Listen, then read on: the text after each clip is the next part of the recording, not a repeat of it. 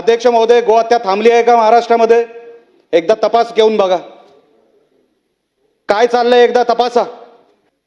ह्याच सभागृहामध्ये बोलण्यात आलं होतं की जो हिस्ट्री शीटर भेटेल या गुन्ह्यामध्ये दुसऱ्यांदा जो गुन्हा त्याच गोहत्येच्या म्हणजे गोहत्ये संदर्भात जो कोण दुसऱ्यांदा गुन्हेगार सापडेल त्याच गुन्ह्यामध्ये सापडेल त्याला मोका लावण्यात येईल असं ह्याच सभागृहामध्ये सांगण्यात आलं होतं.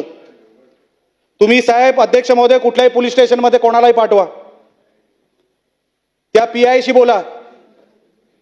आम्ही त्याला सांगतो अध्यक्ष महोदय हा दुसऱ्यांदा पकडला गेला आहे, ह्याच्यावरती तुम्ही मोका का लावत नाही? हा सराईक गुन्हेगार आहे, हिस्ट्री शीटर आहे, गो हत्येमध्ये ह्याचा अनेक वेळेला नाव आलेलं आहे, तुम्ही ह्याला मोका का लावत नाही? अशी आम्हाला कसली ऑर्डर नाहीये असं सांगण्यात येतं. आपण गायींना वाचू शकत नाही. एक पण गाय का महाराष्ट्रामध्ये मारली जाते अध्यक्ष महोदय? आणि किती वेळा आम्ही सभागृहामध्ये बोलायचं ओ मोका लावला जाणार असं ह्याच सभागृहामध्ये सांगितलं गेलं, मग का लागला जात नाही? एक तरी नाव जाहीर करावं सरकारने की ह्या गुन्हेगारावर हा गोहत्ये बंदीमध्ये गोहत्येच्या ह्या केसमध्ये हा पकडला गेला आणि ह्याच्यावर आम्ही मोका लावला असा एक आरोपी या सभागृहामध्ये तुम्ही जाहीर करावा. माझी विनंती आहे सभागृहाला. आपण साहेब असं करणं योग्य नाही.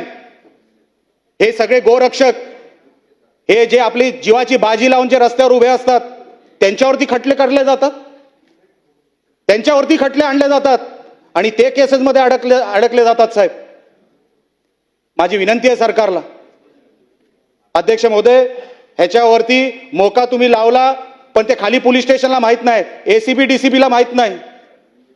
अहो इथे गोळी मारली जाते कोणाच्या तरी बिल्डिंगवर, त्या रोहित शेट्टीच्या त्या इमारतीवर बिल्डिंगवर गोळी मारली गेली, त्याचं प्रोटेक्शन बघा साहेब किती आहे.